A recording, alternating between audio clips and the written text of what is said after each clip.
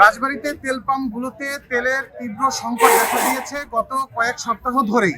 আজকে রাজবাড়ীতে যে সকল তেলের পাম্প রয়েছে, তেলের পাম্পগুলোতে সকাল থেকে তেল দেওয়া হচ্ছে। বাইকাররা তাদের বাইক নিয়ে সিরিয়ালে আছেন। 200 টাকা থেকে 500 টাকা এইভাবেই কিন্তু তেল দেওয়া হচ্ছে। তবে তীব্র গরমে ঘন্টার পর ঘন্টা দাঁড়িয়ে থেকে বাইকারদের ভোগান্তি এখন চরমে। বাইকারদের একটাই অভিযোগ, অনেকে বাইক ছাড়া বোতলজাত তেল নেওয়ার জন্য কৌশলে পাম্পগুলো থেকে গোপনে তেল নিয়ে যাচ্ছেন, কিন্তু পাম্প যারা মালিক পক্ষ রয়েছেন বা যারা ব্যবস্থাপনা পরিচালনা পর্ষদ রয়েছেন তারা কিন্তু বলছেন যে বাইকাররা তেল নিয়ে বাড়িতে গিয়ে তেলগুলো ঢেলে রেখে পুনরায় আবার লাইনের পেছন থেকে আসছেন, যে কারণে ভিড় কমছে না। প্রশাসনের সাথে আমরা কথা বলেছি, রাজবাড়ী জেলা প্রশাসনের পক্ষ থেকে কিন্তু নির্বাহী ম্যাজিস্ট্রেট যারা রয়েছেন তারা প্রতিনিয়ত তেল পাম্পগুলোতে তদারকি করছেন এবং মোবাইল কোর্ট পরিচালনা করছেন, এবং তেলের যে মালিক পক্ষ রয়েছে এবং প্রশাসনের পক্ষ থেকে যানবাহন চালকদেরকে, বাইক চালকদেরকে একটাই অনুরোধ করা হচ্ছে, যার যতটুকু প্রয়োজন মাফিক তেল নেওয়ার জন্য। এখন আপনাদেরকে দেখাবো রাজবাড়ীর পাম্পগুলোর কি অবস্থা। আমি 9:25 বাজে তখন আসছি, এখন বাজে হলো 11:25, 2 ঘন্টা টাইম। অথচ ওইখানে দেখা যাচ্ছে বোতলে তেল দিতেছে।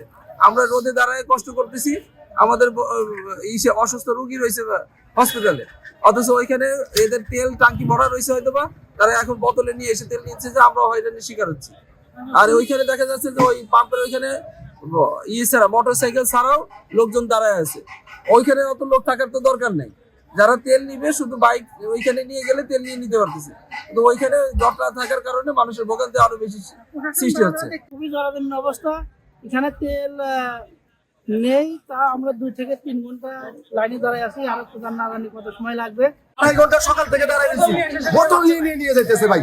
তাহলে বোতল যদি নেই তাহলে লাইনে যে বোতল নিক, তারা লাইনে যে বোতল নিক, এইভাবে বোতল নেওয়ার দরকার নাই। আমি তেল নেবো না ভাই, তারপরে বোতলে নিতে দেবো না। 3-4 ঘন্টা দাঁড়ায় আছে, বোতল নিয়ে মারা যাচ্ছে নাকি? বোতল কি দিলে?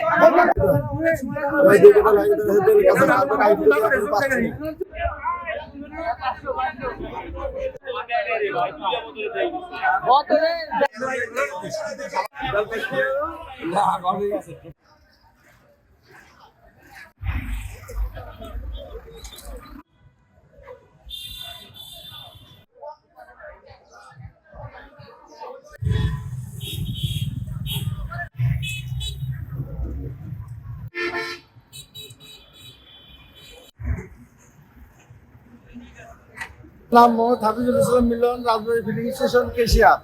আর আমাদের তেল যতক্ষণ আছে শৃঙ্খলাভাবে আমরা তেল দিয়ে যাচ্ছি, কেউ কোনো অবজেকশন করতে পারতেছে না।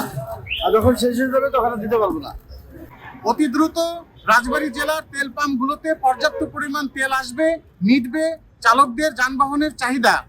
রাজবাড়ী জেলা সদরের তেল পাম্প থেকে কাজী তানভীর মাহমুদ।